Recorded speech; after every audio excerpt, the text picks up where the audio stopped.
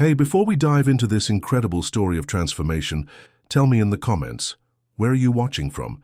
Don't forget to hit that subscribe button and give this video a thumbs up if you want to see more life-changing stories like this one. Trust me, what you're about to hear will completely change how you see wealth, family, and what really matters in life. Now let's begin. The crystal chandeliers of Le Bernardin cast prismatic rainbows across the white tablecloth as Charlie Williams adjusted his Armani cufflinks, the familiar weight of his Rolex Submariner catching the light. At 30, he possessed the kind of effortless arrogance that only comes from never wanting for anything. His perfectly styled hair and designer suit announcing his status to anyone within sight. Another bottle of the Dom Perignon 2008. Charlie snapped his fingers at the waiter, not bothering to look up from his conversation with Brandon Smith and Philip Johnson, his equally privileged companions who treated the exclusive Upper East Side restaurant like their personal dining room. "Did you see that homeless guy on 79th Street? Philip laughed, pulling out his iPhone. "I got the whole thing on video when security dragged him away from the Mercedes dealership." Brandon nearly choked on his oyster. "You should post it on Instagram. These people are absolutely hilarious when they think they belong in our world." Charlie's laugh was cold, mechanical. "They're like stray dogs. Feed them once and they'll never leave you alone." He took a sip of champagne, the bubbles sharp against his tongue. "That's why I never give money to those useless parasites on the street." The conversation flowed like expensive wine, each story more callous than the last, when an elderly man in worn clothes appeared near their table. His grey hair was disheveled, his jacket threadbare but clean, and his eyes held a lost, confused expression that spoke of genuine distress. "Excuse me," the old man's voice trembled slightly. "I'm sorry to bother you, but I seem to have gotten turned around. I was looking for the subway station and I—" "Security!" Charlie's voice cut through the restaurant's gentle ambience like a blade. "There's a vagrant disturbing our dinner." The old man stepped back, his weathered hands shaking. "Please, I just need directions. My grandson is waiting for me, and I promised I'd be home by—" "Listen, old man." Charlie stood up, his 6-foot frame towering over the elderly stranger. "This is Le Bernardin, not a soup kitchen. Do you have any idea what it costs to eat here? What it costs just to breathe the same air as people like us?" The restaurant fell silent, other diners turning to watch the spectacle unfold. The old man's eyes filled with a pain that went deeper than embarrassment, a hurt that seemed to reach into his very soul. I just needed help," he whispered. Charlie pulled out his wallet with theatrical flourish, removing a crisp $100 bill. "Here's what we're going to do." He threw the money at the old man's feet, watching it flutter to the marble floor like a dying butterfly. "Take your charity and get out. Go find yourself a nice cardboard box to sleep in tonight, courtesy of Charlie Williams." Brandon's phone was already recording, capturing every moment of the humiliation. "This is going straight to TikTok," he whispered to Philip. 50,000 views, easy." The old man bent slowly to pick up the bill, his dignity crumbling with each passing second. Other diners looked away, unable to watch the degradation unfold, but Charlie felt nothing but satisfaction at asserting his dominance over someone so clearly beneath him. "And if I ever see you in a place like this again," Charlie called out as the man shuffled toward the exit, "I'll make sure security does more than just escort you out." As the restaurant returned to its normal rhythm, Charlie sat back down, straightening his tie with the casual indifference of someone who had just swatted a fly. But in the shadows by the entrance, the old man turned back for one last look at the young man who had destroyed him so publicly, and for just a moment, his broken expression was replaced by something else entirely. A look of profound disappointment that would have stopped Charlie's heart if he had bothered to see it. What Charlie couldn't have known was that the old man's trembling hands weren't just from age or confusion, but from the devastating realization that he had raised a monster. The mahogany doors of Joseph Williams' penthouse office on the 47th floor of the Williams Tower had witnessed countless business deals, but nothing had prepared them for the conversation that was about to unfold. Floor-to-ceiling windows offered a commanding view of Manhattan's skyline, the city stretching endlessly in all directions, like a kingdom ruled from this very room.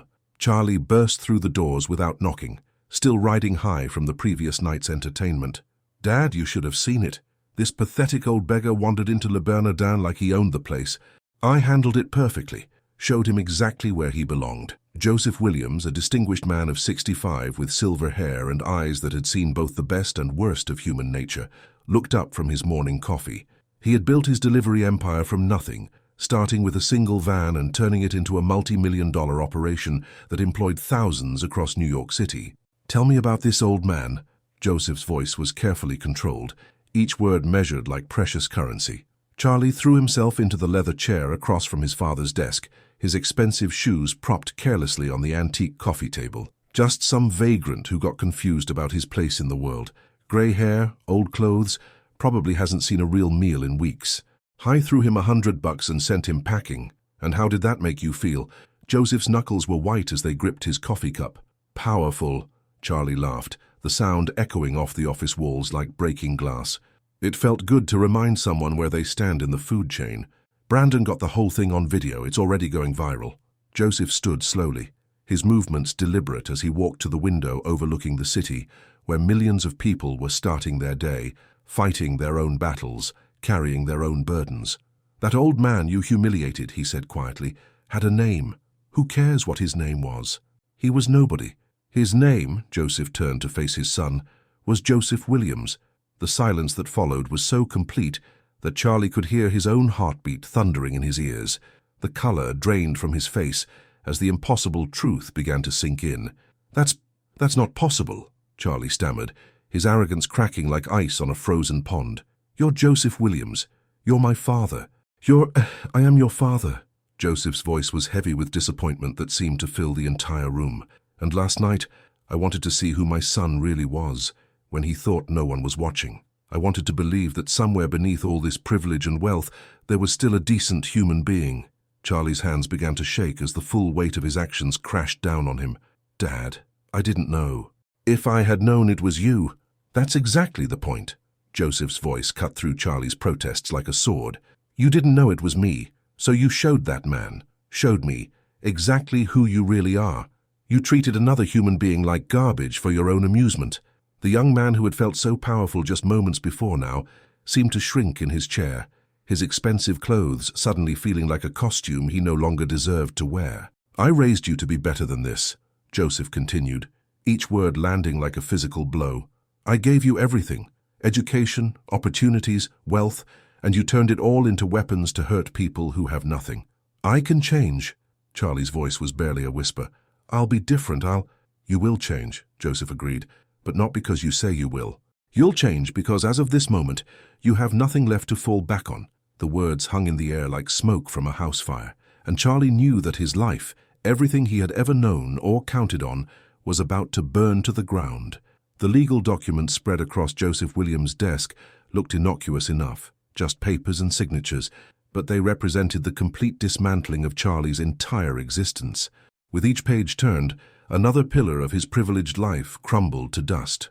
The penthouse apartment on East 78th Street, Joseph's lawyer, Margaret Chen, read aloud with professional detachment, valued at $2.8 million, transferred back to Williams Holdings, LLC. Charlie sat frozen in his chair, watching his life being dissected with surgical precision. The apartment where he had hosted parties that lasted until dawn, where he had looked down on the city like a modern-day emperor, gone. "The BMW M8 competition," Margaret continued, "along with all other vehicles registered under Charles Williams' name. Repossession authorized immediately." "Dad, please," Charlie's voice cracked like a teenager's. The car is a toy." Joseph's voice was granite. "And toys are for children who understand their value." Margaret shuffled to the next document. "Trust fund established by Joseph Williams for his son Charles. Current value $2.5 million. Trust dissolved. Funds redirected to Williams Holdings Charitable Foundation." The number hit Charlie like a physical blow. $2.5 million. Money he had never truly earned but had always assumed would be there. His safety net, his insurance policy against ever having to face the real world. Gone. Executive positions held within Williams Delivery Services. Margaret's voice never wavered. Vice President of Operations, Regional Manager, Board Member. All appointments terminated immediately. Charlie remembered his first day at the company, how the employees had deferred to him not because of his competence, but because of his last name. He had never questioned whether he deserved their respect, had never wondered if his contributions were actually valuable. All corporate credit cards, expense accounts, and company benefits. Terminated. The walls of the luxurious office seemed to be closing in, the city view that had once made Charlie feel like a king now mocking him through the glass. Somewhere down there in those streets, Real people were working real jobs, earning their keep through actual effort, a concept that was about to become painfully familiar. However, Joseph's voice softened slightly. I'm not throwing you into the street with nothing. You'll have a job, the same job as any other entry-level employee at Williams Delivery. You'll earn minimum wage $14.20 per hour. With a 40-hour work week, that comes to approximately $1,136 per month after taxes. Charlie's mouth fell open. $1,100? He spent more than that on dinner at Le Bernardin. Dad, I can't live on that. It's impossible. Millions of Americans live on less, Joseph replied. And you'll discover that it's not only possible, it's instructive. Margaret slid another document across the desk. Lease agreement for a one-bedroom apartment at 1247 Grand Concourse in the Bronx. $600 per month. First month's rent paid. The Bronx. Charlie had never even driven through the Bronx, let alone considered living there. In his mind, it was a place where other people lived. People who weren't important enough to matter. You'll report to work tomorrow morning at 6 a.m., Joseph continued. John Mitchell will be your supervisor. You'll wear the company uniform, follow company policy, and be treated exactly like every other employee. And if I refuse, Joseph's smile was sad but resolute, then you'll discover what it's really like to have nothing. No job, no money, no family support. The choice is yours. Charlie stared at the papers that had just redefined his entire existence. 3 hours ago, he had been Charles Williams, heir to a fortune, living in luxury that most people could only dream of. Now he was just Charlie, about to become one of the invisible people he had spent his life looking down on. There's one more thing, Joseph said as Charlie stood on unsteady legs. Your friends, Brandon, Philip, Amanda, they've all been very eager to distance themselves from you since news of your change in circumstances began to spread this morning. Charlie's phone, which had been buzzing constantly with notifications, suddenly felt heavy in his pocket. He pulled it out to find dozens of messages, but not the kind he expected. Instead of support or concern, he found a digital graveyard of severed relationships. Brandon, dude, I can't be associated with this drama. My dad says it's bad for business. Philip, sorry man, but I have to think about my reputation. Amanda, I'm seeing someone else now. Someone more stable. The friends who had laughed with him just hours earlier had evaporated like smoke, leaving him utterly alone. As Charlie walked toward the elevator that would take him away from everything he had ever known, Joseph's voice followed him like an echo from another life. Sometimes, son, the only way to find out who you really are is to lose everything you think you are. The alarm clock's shrill cry cut through the darkness at 5 a.m., dragging Charlie from restless dreams back into his new nightmare.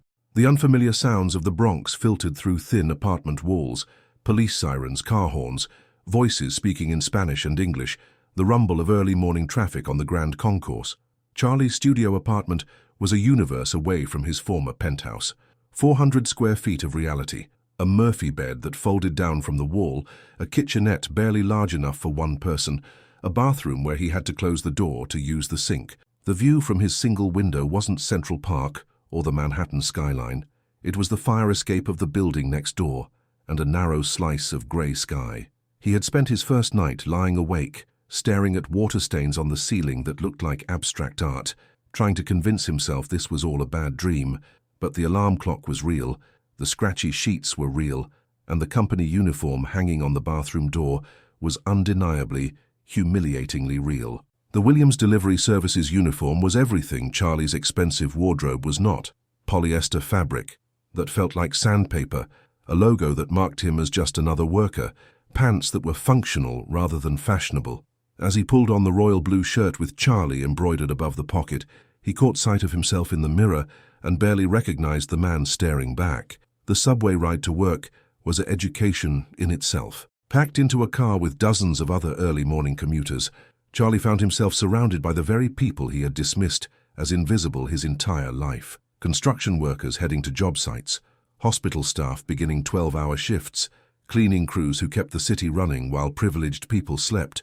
They all wore the same expression of quiet determination, carrying lunchboxes and travel mugs, reading paperbacks or staring at phones to pass the time.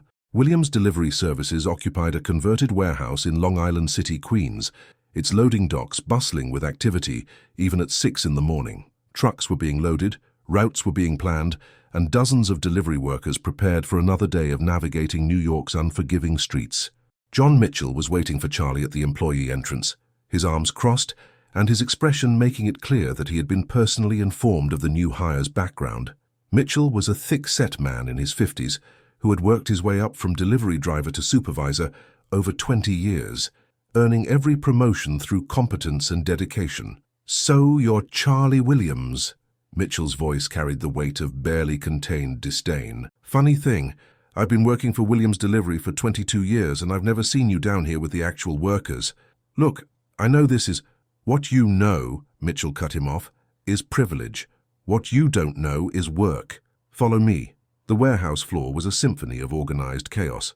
Conveyor belts carried packages of every size and shape, workers scanned barcodes with practiced efficiency, and supervisors coordinated routes with the precision of military operations. It was a world that existed entirely to serve the needs of Charlie's former life, delivering restaurant meals, luxury goods and convenience items to people who could afford to pay others to handle life's minor inconveniences. "This is your equipment." Mitchell pointed to a battered bicycle that looked like it had survived several urban wars. The paint was chipped, the seat was cracked, and the delivery bags attached to the frame were worn soft by years of use. 40 deliveries per day minimum. Miss your quota 3 times, you're fired. Charlie stared at the bicycle as if it were a medieval torture device. 40 deliveries on this, 40 deliveries on that, Mitchell confirmed. Rain, snow, traffic, hostile customers, equipment failures, none of that matters. 40 deliveries or you're gone. The other delivery workers gathered around with undisguised curiosity, whispering among themselves as they recognized the boss's son. Some looked amused, others seemed sympathetic, but most just appeared indifferent. They had their own problems to worry about. "Your first route," Mitchell handed Charlie a tablet loaded with addresses spanning from Queens to Manhattan. "Mostly Midtown and the Upper East Side. Should feel like home, right?" The irony wasn't lost on Charlie as he looked at the delivery addresses. These were his old haunts, the restaurants and shops where he had spent money without thinking, the neighborhoods where he had lived like royalty. Now he would return not as a customer, but as invisible as the delivery workers he had never bothered to notice. As he wheeled the battered bicycle toward the warehouse exit, Charlie caught his reflection in a dirty window. The young man looking back at him wore the uniform of the working class, carried the tools of manual labor, and faced a day that would test every assumption he had ever made about himself. But somewhere in that reflection, buried beneath the fear and humiliation, was the faintest glimmer of something Charlie had never experienced before, the possibility of earning something through his own efforts. The first delivery took Charlie 45 minutes. What should have been a simple drop-off at a coffee shop on 42nd Street turned into an epic journey through Manhattan's labyrinthine streets. The GPS on his company tablet seemed designed by someone who had never actually been to New York, routing him through construction zones, against one-way streets, and into traffic jams that turned 10-minute trips into hour-long ordeals. By noon, Charlie had completed exactly 6 deliveries out of his required 40, his legs screaming from pedaling the heavy bicycle up and down Manhattan's deceptively hilly streets. His uniform was soaked with sweat, his hands were raw from gripping the handlebars, and his pride was lying somewhere in a gutter on Lexington Avenue. "Delivery for Thompson?" Charlie stood in the marble lobby of a building he had visited countless times as a guest, now relegated to the service entrance like a piece of equipment. The security guard, Marcus Rodriguez, looked up from his desk with practiced disinterest. "Service elevators around back. No delivery personnel in the main lobby." Charlie wanted to scream that he had attended dinner parties in this building, that he belonged in marble lobbies more than service corridors, but the uniform he wore told a different story. And Marcus was just doing his job, protecting the comfort of people like the person Charlie used to be. The service elevator smelled like industrial disinfectant and carried him to a different world than the one he had known.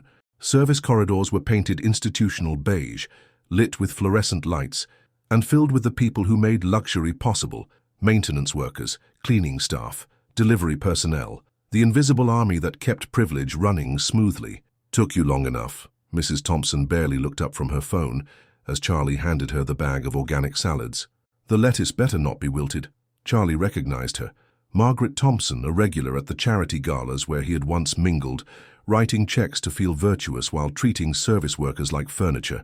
She didn't recognize him now, and why would she? Service workers were interchangeable in her world, faceless functionaries who existed only to fulfill her needs. "No tip?" Charlie asked as she started to close the door. "For what? Doing your job?" "Mrs." Thompson's laugh was sharp. "Maybe if you had been faster." The door slammed shut, leaving Charlie alone in the service corridor with the devastating realization that he was experiencing exactly what he had inflicted on others for years. The indifference, the casual cruelty, the complete dismissal of his humanity. It was his own behavior reflected back at him. By 3 p.m., Charlie had completed 12 deliveries and was falling further behind with each stop. His legs were cramping, his back ached from hunching over the bicycle, and his hands were developing blisters that made gripping the handlebars agony. Rain had started falling, turning the city into a slippery obstacle course that made every street corner a potential disaster. "Williams," John Mitchell's voice crackled through the tablet's radio. "Where are you on those deliveries?" "I'm at, Charlie looked around desperately, trying to figure out where he was. "Somewhere on the Upper East Side? You should be finished with your route by now. Other drivers are already back at the warehouse." Charlie looked at the list of remaining addresses. 28 more stops before he could go home to his shoebox apartment and collapse. It was impossible. His body was already shutting down and he had hours of work left. But as he sat on his bicycle in the rain, something strange began to happen. People walking past weren't just obstacles anymore. They were individuals. The businessman hurrying by with his collar turned up against the rain might be rushing to see his sick father. The woman struggling with heavy grocery bags could be a single mother working 2 jobs to support her children. Charlie had never noticed these stories before because he had never needed to. His bubble of privilege had protected him from having to see other people as fully human. But sitting on a street corner, soaked and exhausted, wearing a uniform that marked him as someone who served rather than someone who was served, the city began to reveal itself as a place where millions of people carried invisible burdens with quiet dignity. "Hey, you okay?" A voice broke through his exhaustion. Charlie looked up to see another delivery worker on a bicycle. An older black man with kind eyes and a weathered face that spoke of decades on these same streets. I'm not sure I can do this," Charlie admitted. The man, whose name tag read Peter, smiled with understanding. "First day? Is it that obvious?" "Son, I've been doing this job for 15 years. I can spot a first-day rider from 3 blocks away." Peter checked his watch. "You got about 4 hours of daylight left. Want some advice?" Charlie nodded, grateful for any help. "Stop thinking about all 40 deliveries," Peter said. "Just think about the next one, then the one after that. Break it down into pieces you can handle." It was simple advice, but it cut through the overwhelming panic that had been building in Charlie's chest all day. One delivery at a time, one street at a time, one pedal stroke at a time. As Charlie remounted his bicycle and continued his route, he carried Peter's kindness with him like a small flame in the darkness. For the first time in his life, someone had helped him, not because of who he was, but simply because he needed help. It was a lesson worth more than all the money he had lost. 9 o'clock at night found Charlie slumped over his handlebars outside a bodega in Washington Heights. 38 deliveries completed, and his body pushed beyond what he thought was physically possible. His uniform was soaked through with sweat and rain, his hands were bleeding from burst blisters, and every muscle fiber screamed for rest. But he had 2 more deliveries to make, and John Mitchell had made it clear that failure wasn't an option. The bodega's neon sign cast colored shadows on the wet pavement as Charlie checked the next address on his tablet. Building 4C, Apartment 7. The customer had requested extra napkins and specifically asked for the delivery to be brought to the door, not left with the building's security. Charlie climbed 3 flights of stairs that felt like Mount Everest, his legs trembling with each step. The hallway smelled of cooking oil and cleaning products, with children's voices echoing through thin walls and television programs playing in a dozen different languages. This was a building where people lived, not where they displayed their wealth. He knocked softly on the door of Apartment 7, and after a moment, he heard multiple locks being undone from the inside. The door opened to reveal a Hispanic woman in her 60s, her grey hair pulled back in a neat bun, and her dark eyes sharp with intelligence and wariness.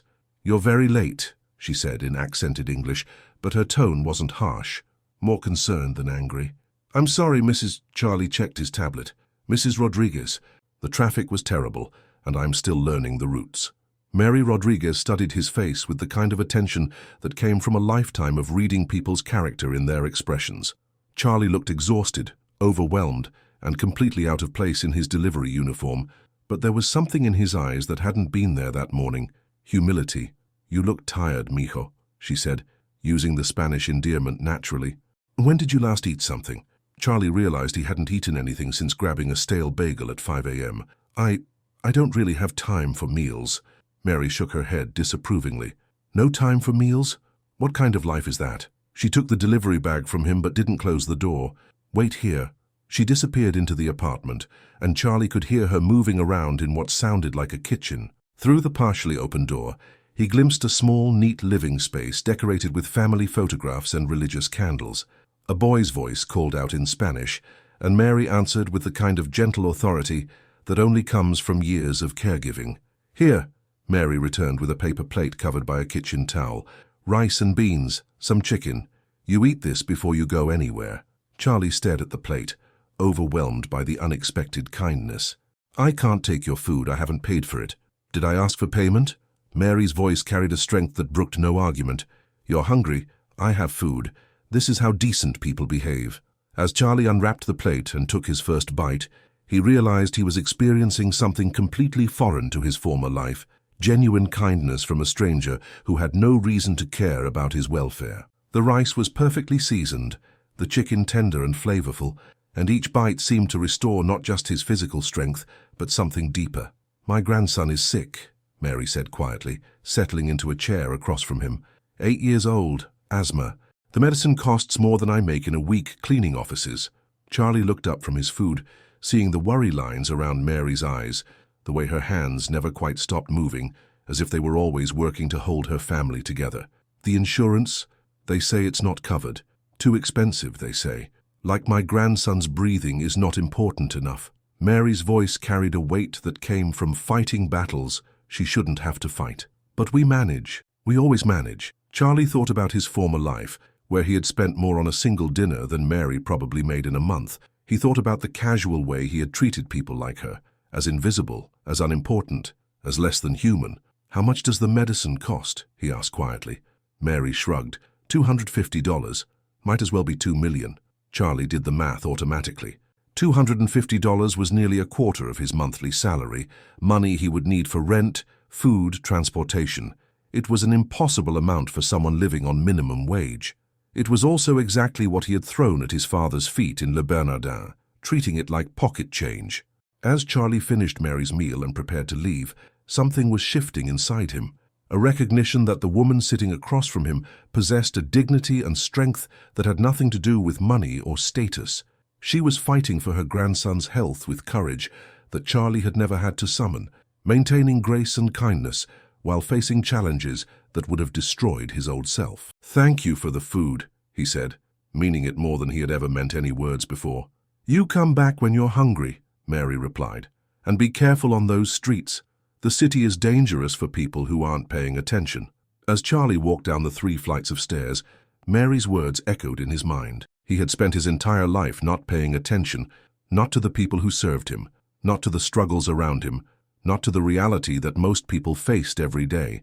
But tonight, for the first time, he was beginning to see. The final delivery of the day took him back to Manhattan, to a luxury high-rise where he had once attended parties.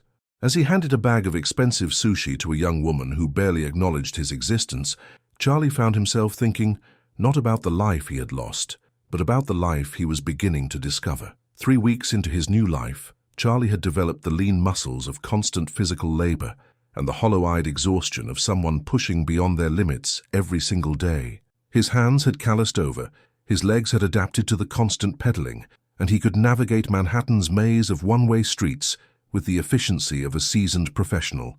But the work was breaking him down in ways that had nothing to do with physical endurance. It was a Tuesday morning when everything started to unravel. Charlie arrived at the Williams delivery warehouse to find chaos. Police cars in the parking lot, workers standing in small groups whispering among themselves, and John Mitchell pacing back and forth with the kind of agitated energy that preceded very bad news. "Listen up," Mitchell's voice cut through the morning air like a blade. "Corporate has decided to streamline operations. Effective immediately. We're reducing our workforce by 40%.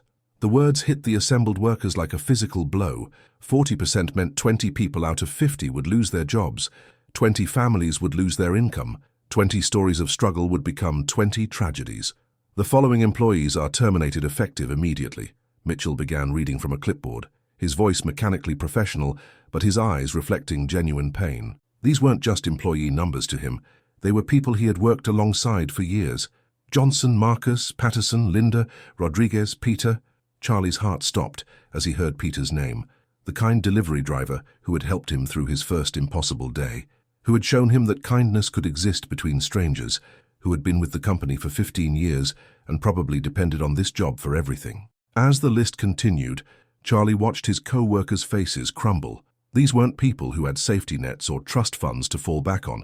They were people who lived paycheck to paycheck, who supported families and paid rent and bought medicine for sick grandchildren with every dollar they earned. Those whose names were called, "Please turn in your equipment and collect your final paychecks from HR," Mitchell concluded, then walked away quickly, unable to watch the devastation his words had caused. Charlie found Peter by the equipment shed, slowly removing his delivery bags from the bicycle that had been his livelihood for a decade and a half. "I'm sorry," Charlie said, the words feeling inadequate and meaningless. Peter looked up with a sad smile. "Not your fault, son. Business is business, right? That's what they always say. But 15 years?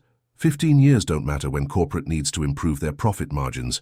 Peter's voice carried no bitterness, just acceptance born of understanding how the world really worked. "I got a daughter in college, 2 more kids at home. Wife's working 2 jobs already. We'll figure something out." "We always do." As Peter walked away carrying his personal belongings in a cardboard box, Charlie felt something snap inside his chest.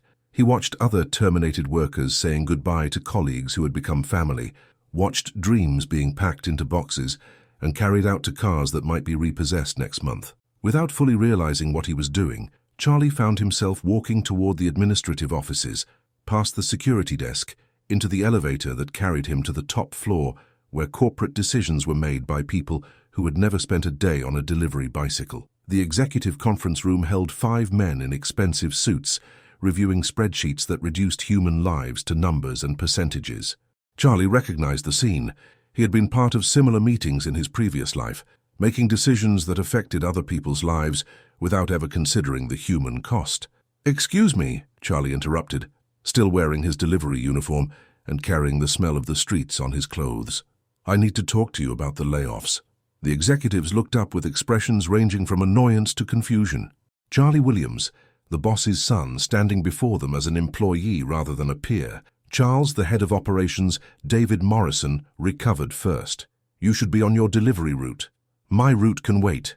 Charlie's voice was steadier than he felt. "Peter Rodriguez has worked for this company for 15 years.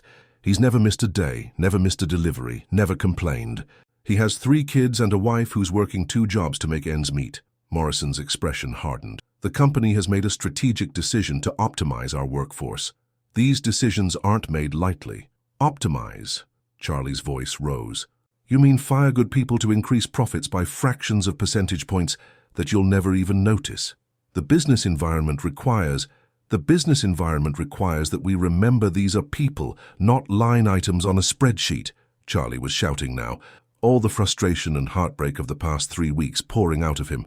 "Peter Rodriguez is worth 10 of any executive in this room, including me." The silence that followed was deafening. Through the conference room's floor-to-ceiling windows, Charlie could see Manhattan stretching endlessly in all directions, millions of people working and struggling and hoping for tomorrow to be a little better than today. "Security."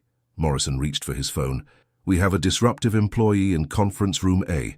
But Charlie was already walking away, past the mahogany furniture and oil paintings, past the symbols of corporate power that suddenly seemed hollow and meaningless. He had work to do, deliveries to make, and for the first time in his life the work felt important because it served people who mattered. As the elevator carried him back down to the warehouse floor, Charlie realized that something fundamental had changed inside him. He was no longer working just to fulfill his father's test or to prove he could survive his fall from privilege. He was working because work had dignity, because serving others had meaning, because the people he had dismissed as invisible were actually the ones keeping the world running. But the anger burning in his chest wouldn't be satisfied with just personal transformation. If he was going to become someone worthy of Peter Rodriguez's friendship and Mary Rodriguez's kindness, he was going to have to do something more than just survive. He was going to have to fight. That evening, Charlie sat in his small Bronx apartment, staring at his father's contact information on his phone screen. He had never called his father to ask for anything. Money had always just appeared when needed. Problems had been solved by staff, and communication had flowed one way from Joseph to Charlie, usually in the form of expectations and disappointments. But Peter Rodriguez's cardboard box haunted Charlie's thoughts. 20 good people had lost their jobs, so that some corporate executives could present slightly better numbers to shareholders who would never know their names. It was exactly the kind of callous calculation that Charlie himself would have supported just a month ago. The phone rang 3 times before Joseph's familiar voice answered. "Charlie." "Dad." The word felt different now, weighted with weeks of experiences that had changed him in ways he was still discovering. "We need to talk. I assume this is about the layoffs at the warehouse." Of course he knew. Joseph Williams hadn't built a delivery empire by being unaware of what happened in his own company. "You knew this was going to happen while I was working there. The decision was made by operations management based on quarterly performance metrics." Joseph's voice was carefully neutral. "I don't interfere with day-to-day personnel decisions. Peter Rodriguez has 15 years with the company," Charlie said, his voice steady despite the emotion building in his chest. 3 kids, wife working 2 jobs. Marcus Johnson has been there 12 years, supports his elderly mother. Linda Patterson. "I know their files," Joseph interrupted gently. "Then you know these weren't strategic decisions. They were cruel ones. Good people are losing their livelihoods, so executives can hit profit targets that don't mean anything to anyone." Joseph was quiet for a long moment, and Charlie could almost hear him thinking through the phone line. When his father finally spoke, his voice carried something Charlie had never heard before: curiosity. "A month ago, you would have called those 20 people expendable. You would have said that business requires tough decisions, and that sentiment has no place in corporate strategy." Charlie looked around his tiny apartment, at the uniform hanging on a hook by the door, at the blisters on his hands that were finally starting to heal. "A month ago, I was a different person. And what kind of person are you now?"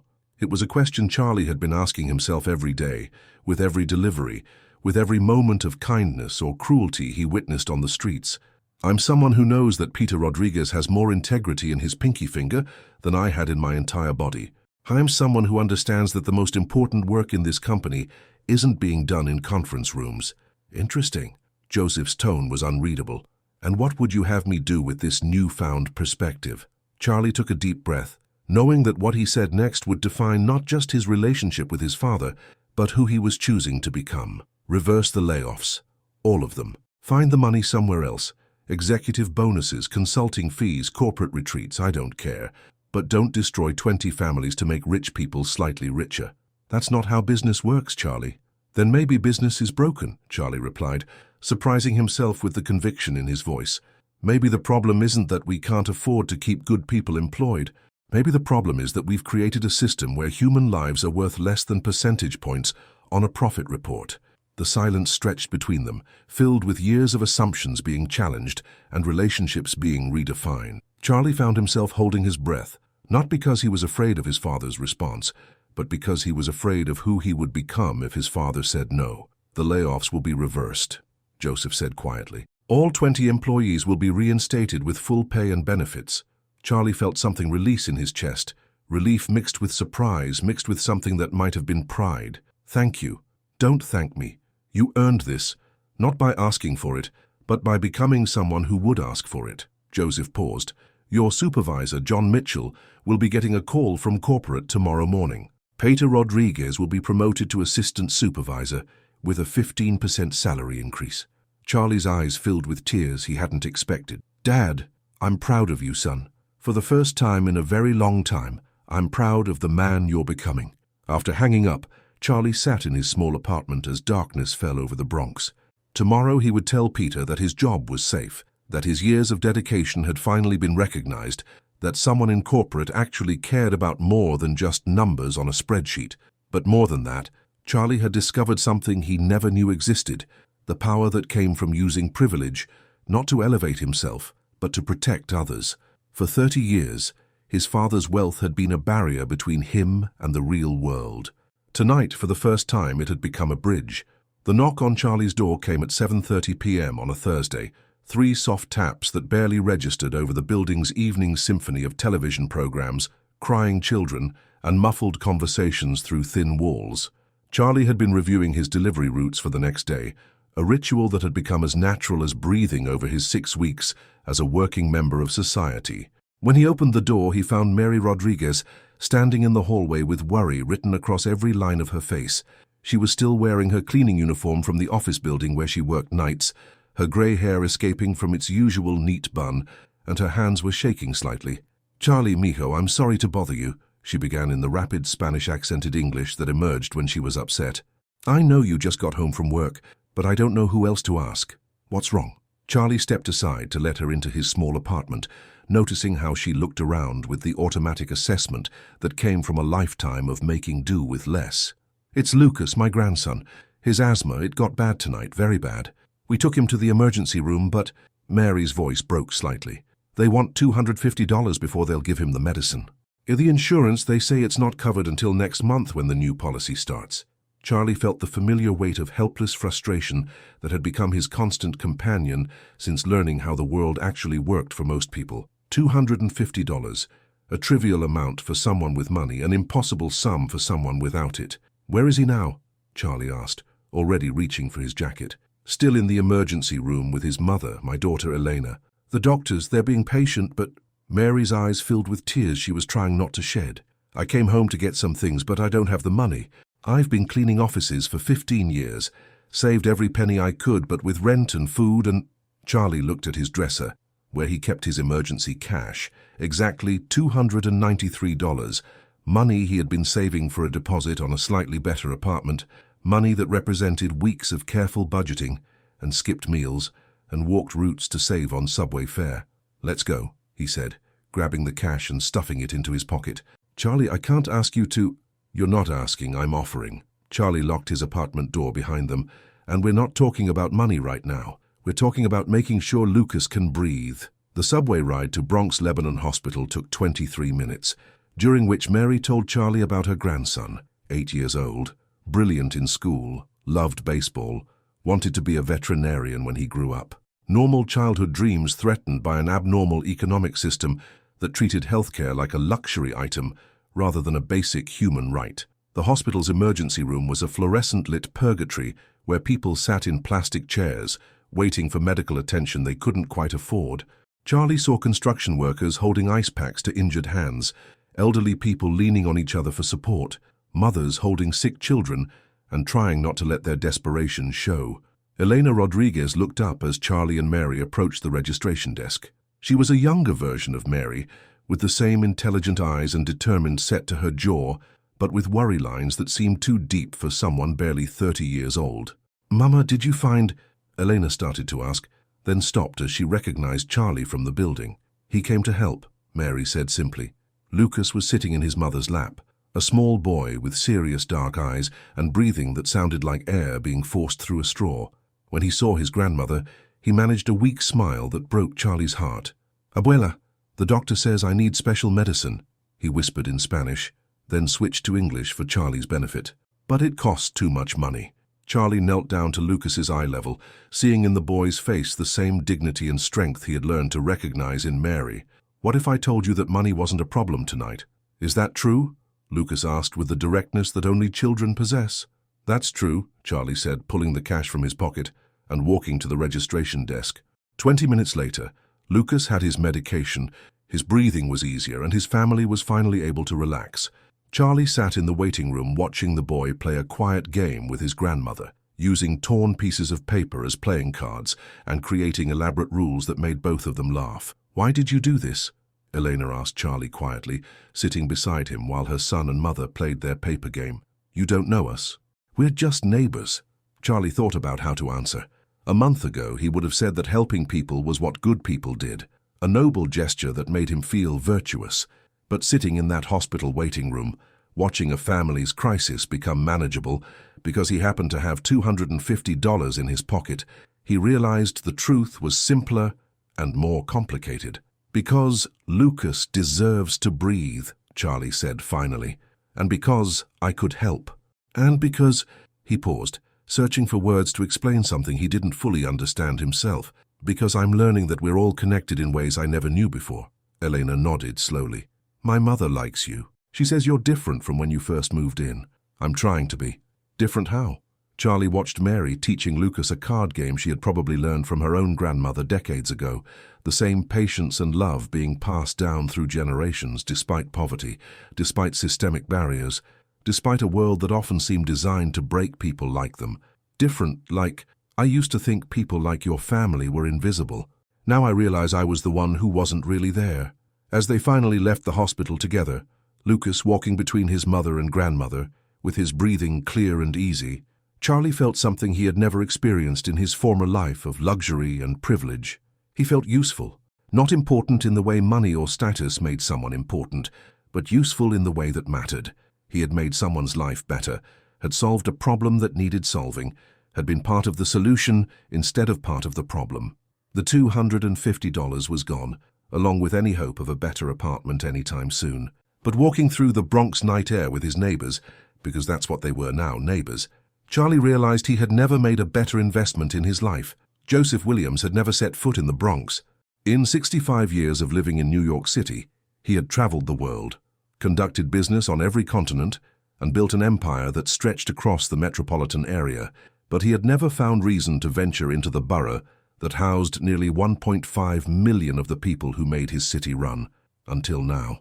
The GPS in his town car led him through streets lined with bodegas, laundromats, and apartment buildings that had been aging gracefully for decades. Children played on fire escapes, elderly men gathered around folding tables for dominoes games, and women pushed strollers while balancing grocery bags, the ordinary choreography of urban life that happened away from Manhattan's gleaming towers. Building 1247 Grand Concourse was a pre-war structure with dignity worn soft by time. The lobby smelled like cleaning products and cooking food, and the elevator made mechanical sounds that suggested reliability rather than luxury. Joseph found himself studying the building's details, the original tile work, the solid construction, the mailboxes labeled with names that told the story of American immigration. Charlie's apartment was on the 4th floor, and Joseph's knock was answered by a young man who looked familiar but fundamentally changed. His son had lost 20 pounds, gained muscle definition, and developed the kind of tan that came from working outdoors.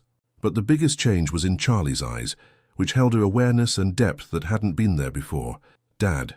Charlie stepped aside to let his father enter, suddenly seeing his small apartment through the eyes of someone who lived in a penthouse. "This is where I live now." Joseph took in the space that could fit into his walk-in closet, the Murphy bed, the tiny kitchen, the single window that offered a view of another building's fire escape. But he also noticed the cleanliness, the organization, the few books on personal development that Charlie had borrowed from the library. "It's small," Charlie said, feeling oddly defensive about a space he had grown to appreciate. "It's honest," Joseph replied, sitting on the apartment's single chair and accepting the cup of coffee Charlie offered. "Tell me about your work." For the next hour, Charlie found himself describing his days in detail. The routes through Manhattan's maze of streets, the challenges of meeting delivery quotas, the relationships with customers that ranged from gracious to cruel. He told his father about Peter Rodriguez's mentorship, about John Mitchell's gradual acceptance, about the satisfaction of completing a difficult day through his own efforts. "And the other workers?" Joseph asked. "How do they treat the boss's son?" Charlie laughed, a sound that was genuinely happy. "They don't. They treat me like Charlie the delivery guy who's still learning the ropes, but shows up on time and doesn't complain. It took a few weeks, but I think I've earned their respect. Not because of your name." "Despite my name," Charlie corrected. "I had to prove that I wasn't going to disappear when things got difficult, that I wasn't slumming or playing dress-up. I had to show them I was willing to do the work." Joseph nodded, understanding more than his son realized.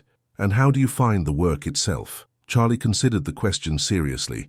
"Hard, exhausting, sometimes humiliating when customers treat you like you're invisible or stupid, but," he paused, searching for the right words, "also meaningful.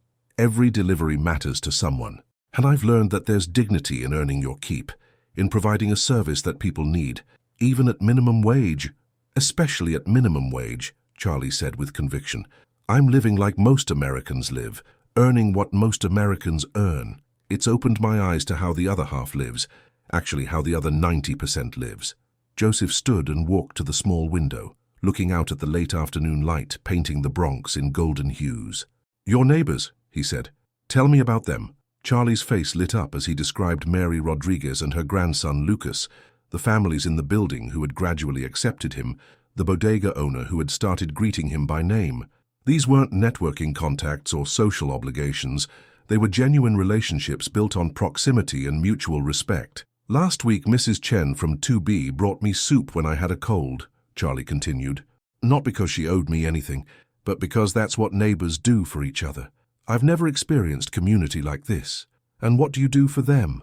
Charlie described helping elderly residents carry groceries, teaching English to a teenager whose family had recently immigrated from El Salvador, using his bicycle repair skills, learned out of necessity, to fix children's bikes in the courtyard. "I'm part of something here," Charlie said. "Not because of my money or status, but because I'm present, because I show up." Joseph turned from the window to study his son's face. "And if I told you that your test was over, that you could have your old life back tomorrow, your apartment, your trust fund, your executive position, what would you say?" Charlie was quiet for a long moment, a question he had been asked 100 times by his own reflection in the bathroom mirror. "I'd say that I'm not the same person who could live that life anymore.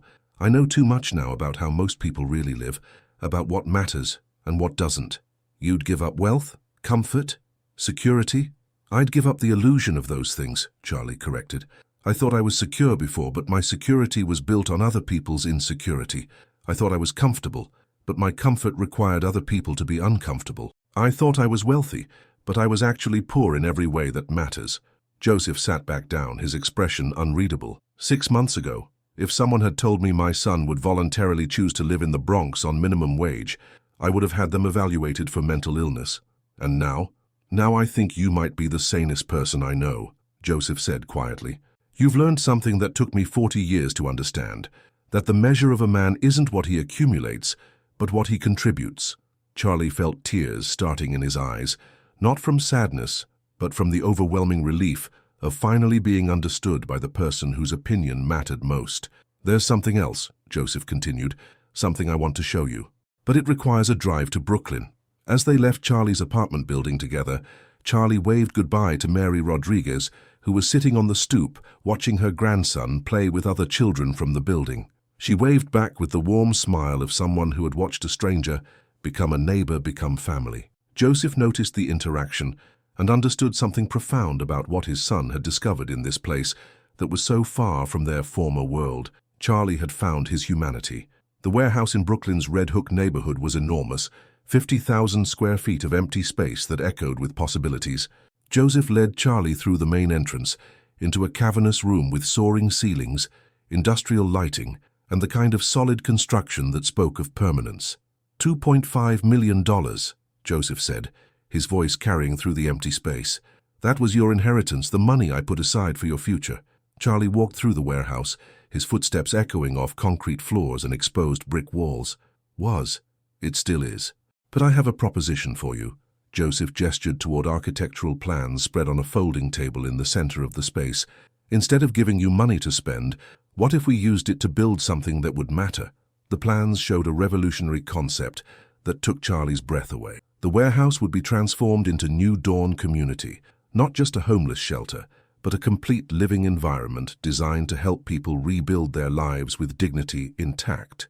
40 family apartments, Joseph explained, pointing to the residential section of the plans, each with private bathrooms, kitchenettes, and enough space for parents and children to maintain some normalcy while they get back on their feet. Charlie studied the designs with growing excitement. This wasn't charity. It was opportunity architecture, designed to address homelessness as a temporary condition rather than a permanent identity. "Community spaces," Joseph continued, indicating areas marked for education, job training, and social services. GED classes, computer literacy, job placement assistance, a medical clinic staffed by volunteer physicians, childcare so parents can work or attend training programs. "And this?" Charlie pointed to a large area marked Community Kitchen and Dining Hall. Meals prepared by residents who have culinary skills, served to everyone in the community. Work opportunities, skill development, and shared responsibility all in one. Joseph's voice carried the enthusiasm of someone describing a dream made tangible.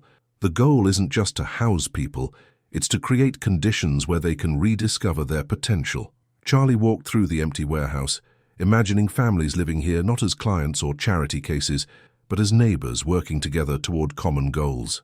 He thought about Mary Rodriguez, about Peter, about all the people he had met who were one paycheck away from homelessness themselves.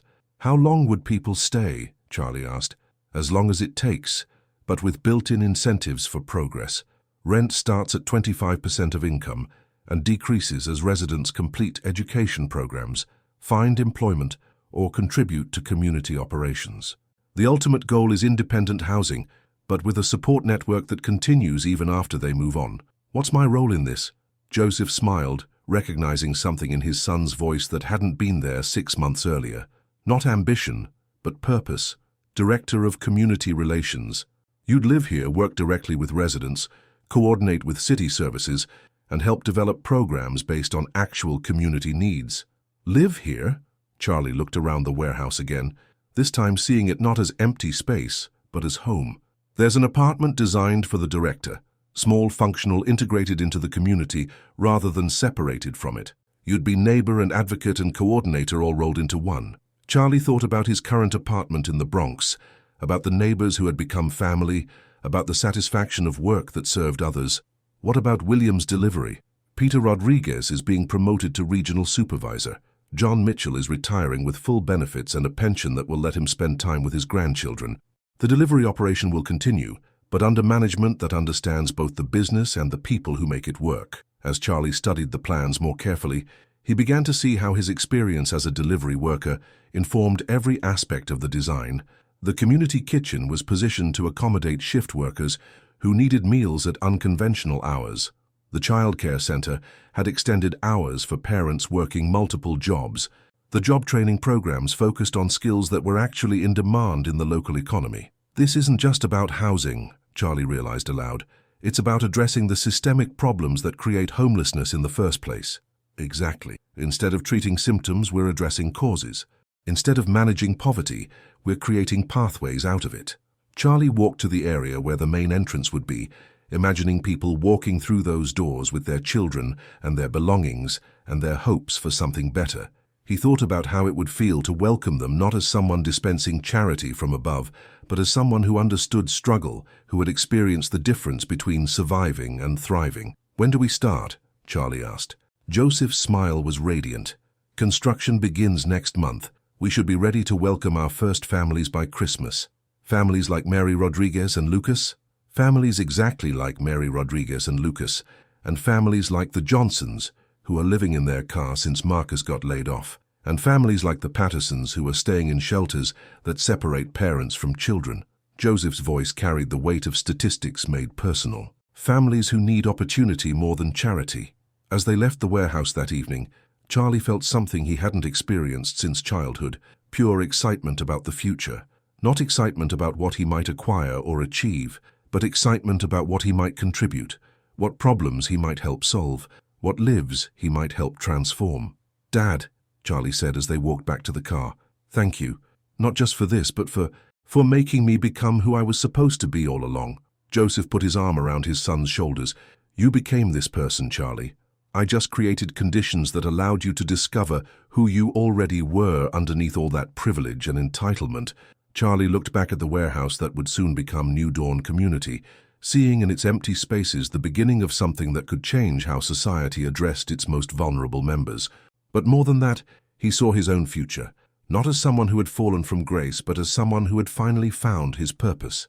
6 months later, New Dawn Community buzzed with the controlled chaos of construction nearing completion. Charlie stood in what would soon be the main lobby, wearing work boots and jeans stained with paint, coordinating between electricians, plumbers, and the army of volunteers who had joined the project as word spread through Brooklyn's non-profit network. "The medical clinic electrical needs to be finished by Thursday," Charlie called to Maria Santos, the project's construction coordinator, a woman who had previously been homeless herself and now managed complex construction logistics with military precision. "Dr. Patricia Williams is donating the medical equipment, and her installation team arrives Friday morning." Maria nodded, making notes on her tablet. "What about the computer lab?" "The donated machines from Brooklyn Tech are coming Tuesday." "Ready for them. Peter finished running the network cables yesterday." Charlie checked his own tablet, amazed at how naturally project management had come to him once it involved work that actually mattered to real people. The Peter Rodriguez, who had once been laid off from Williams Delivery, was now New Dawn's facilities coordinator, having discovered a talent for everything from plumbing to electrical work to computer networking. His 15 years of delivery experience had taught him how systems worked, and he applied that knowledge to creating infrastructure that would serve families for decades. "Charlie!" a voice called from across the construction zone. Charlie turned to see Dr. Sarah Chen approaching, a pediatrician who had volunteered to staff the community clinic 2 days a week. "The pharmacy partnership is confirmed. Walgreens will provide medications at cost, and we've secured a grant to cover prescriptions for uninsured residents." Charlie felt the familiar surge of satisfaction that came from solving problems that directly improved people's lives. "That's incredible." Mary Rodriguez's grandson will finally have consistent access to his asthma medication. Mary Rodriguez. Dr. Chen consulted her notes. "She's on our list for family apartment 12. 8-year-old grandson with chronic asthma, 60-year-old grandmother working as a night janitor." "She's my neighbor," Charlie said, then corrected himself. "She was my neighbor. Now she'll be part of our community." The distinction mattered. Charlie had learned that neighborhood and community were different concepts entirely. Neighborhoods were about proximity. Communities were about mutual support, shared responsibility, and collective investment in everyone's success.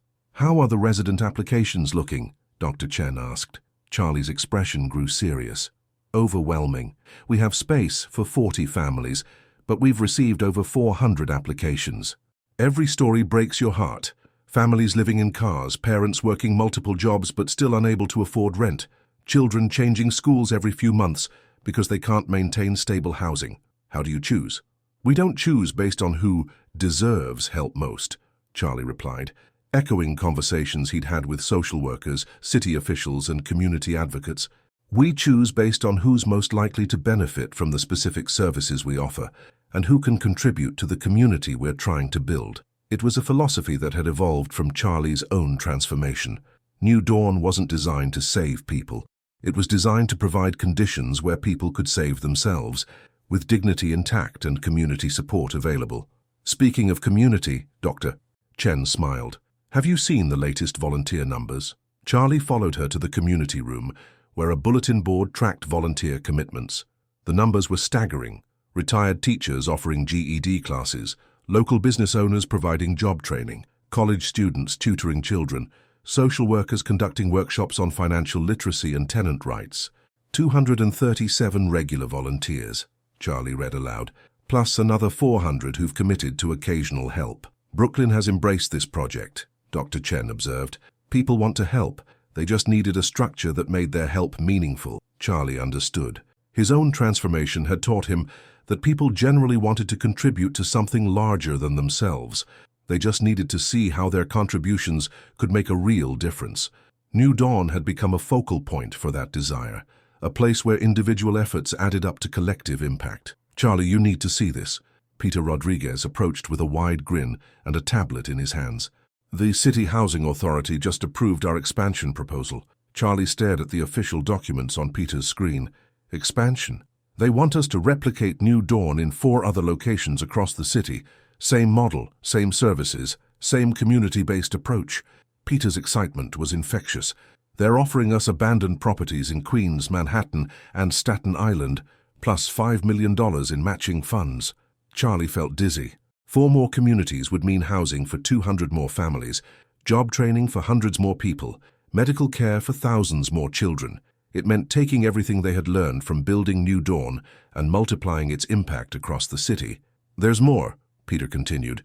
"The Department of Housing and Urban Development in Washington wants a presentation next month. They're considering New Dawn as a national model for addressing urban homelessness."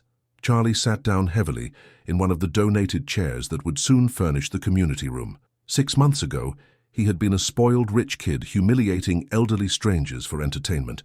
Now he was potentially looking at a national movement that could transform how America addressed poverty and homelessness. "Are you okay?" Dr. Chen asked, concerned by Charlie's sudden silence. Charlie looked around the community room, at the bulletin board covered with volunteer offerings, at the children's play area taking shape in the corner, at the space that would soon host GED classes and job training and community meetings where residents would have voices in their own governance. "I'm just thinking about how strange life is," Charlie said finally.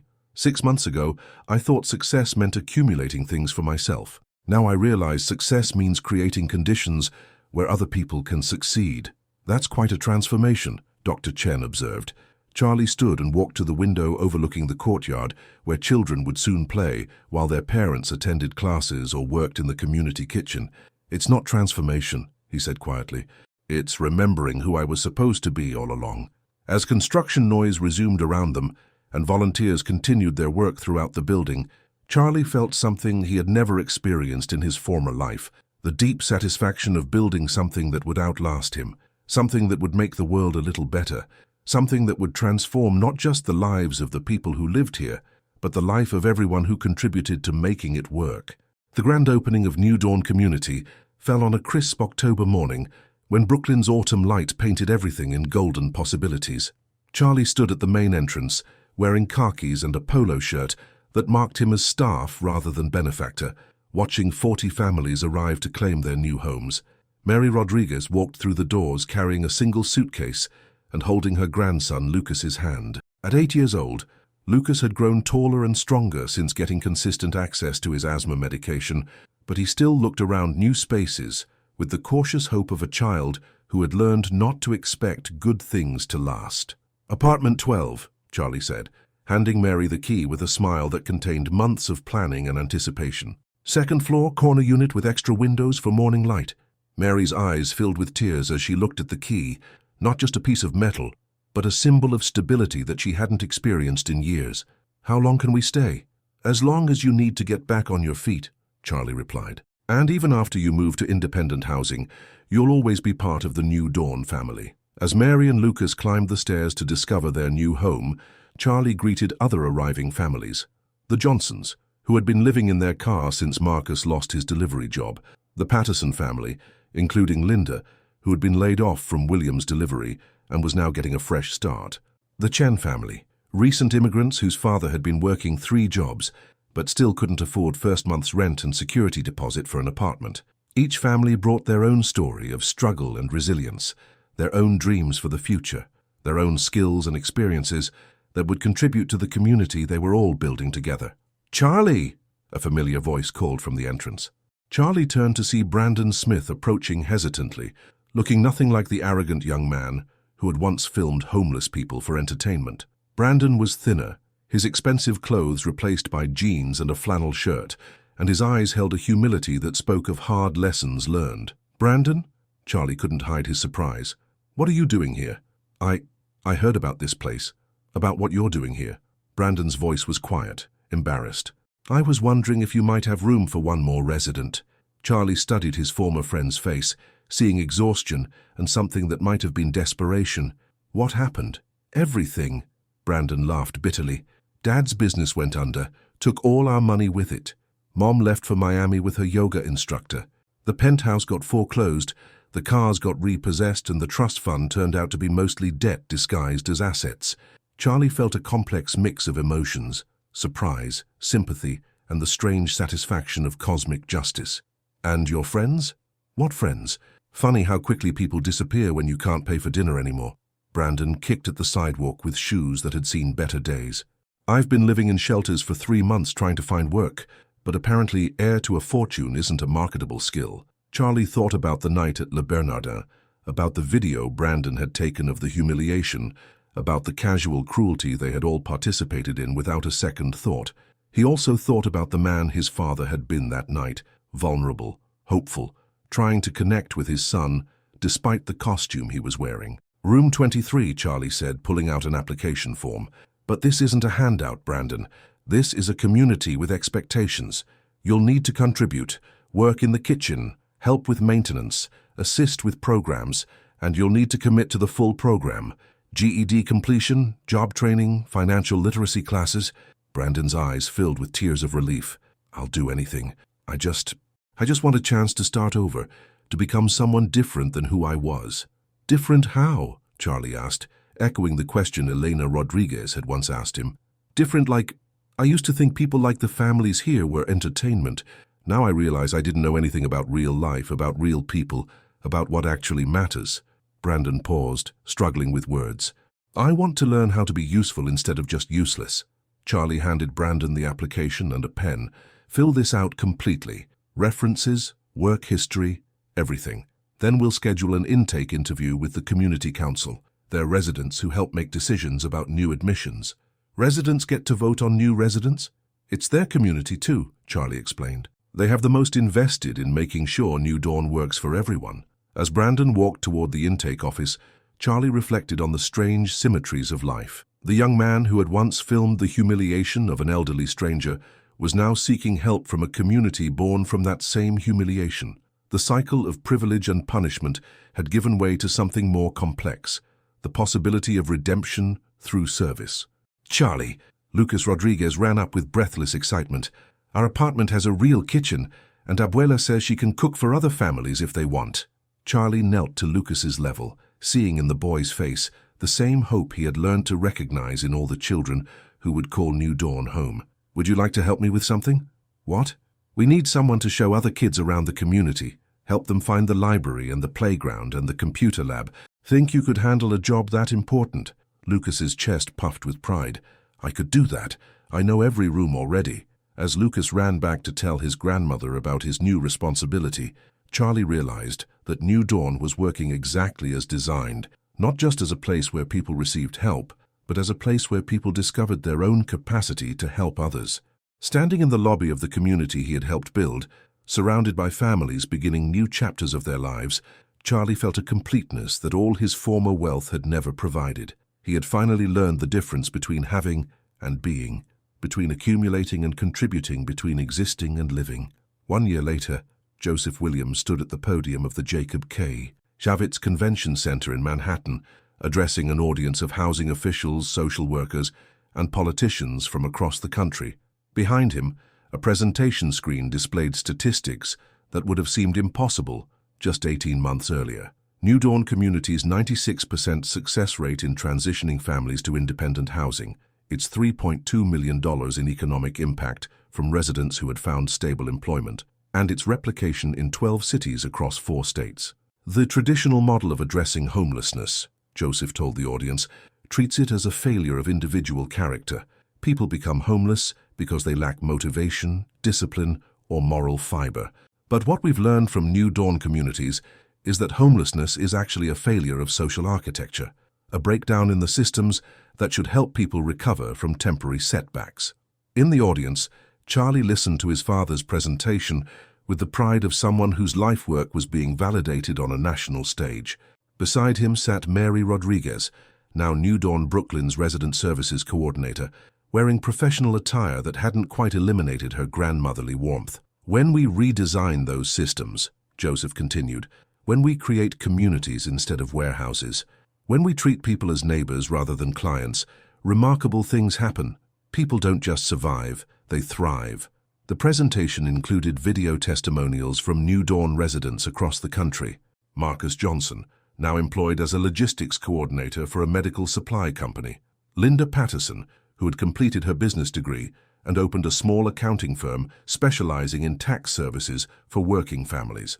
Elena Rodriguez, Mary's daughter, who had become a certified medical assistant and was saving money for nursing school. But the most remarkable transformation, Joseph said, as the presentation moved to its conclusion, wasn't experienced by any of our residents. It was experienced by the young man who helped conceive this entire program, my son, Charles Williams. Charlie felt hundreds of eyes turning toward him and struggled with the familiar discomfort of being singled out. But Mary squeezed his hand reassuringly, reminding him that recognition wasn't about ego, it was about inspiring others to take similar action. 18 months ago, Joseph continued, Charlie was a privileged young man who had never worked a day in his life, never wanted for anything, and never considered that his comfort might come at the cost of other people's struggle. Today, he oversees a national network of communities that have housed over 2,000 families and helped establish economic independence for nearly 5,000 individuals. The applause was warm and sustained, but Charlie barely heard it. He was thinking about the journey that had brought him to this moment, from the humiliation at Le Bernardin, through the discovery of dignity and honest work, from the small apartment in the Bronx to the community he now called home. After the presentation, Charlie found his father in the convention center's lobby, surrounded by housing officials and politicians who wanted to discuss bringing new dawn to their cities. When the crowd finally dispersed, Joseph and Charlie walked together toward the exit, two men who had rediscovered each other through the process of discovering their shared purpose. "I have something for you," Joseph said, pulling an envelope from his jacket pocket. "Your inheritance." Charlie looked at the envelope with confusion. "Dad, we already used my inheritance for New Dawn." "That was your original inheritance," Joseph smiled. "This is your real inheritance, the thing I always hoped you would earn but never knew if you would." Charlie opened the envelope to find a single sheet of paper, a legal document transferring ownership of Williams Delivery Services to Charles Williams, effective immediately, along with a personal note in his father's handwriting. "Son, you have learned that true wealth isn't what you accumulate for yourself, but what you create for others. This company employs 847 people across 5 boroughs. They are your responsibility now, not as workers but as neighbors. Use this platform to continue building the world you want to live in." Charlie stared at the document, overwhelmed by the magnitude of what his father was entrusting to him. Williams Delivery Services wasn't just a business. It was a network of livelihoods, a community of workers, a platform for creating the kind of economy that served people rather than simply using them. "I don't know if I'm ready for this," Charlie said quietly. "Nobody ever feels ready for the responsibility that matters most," Joseph replied.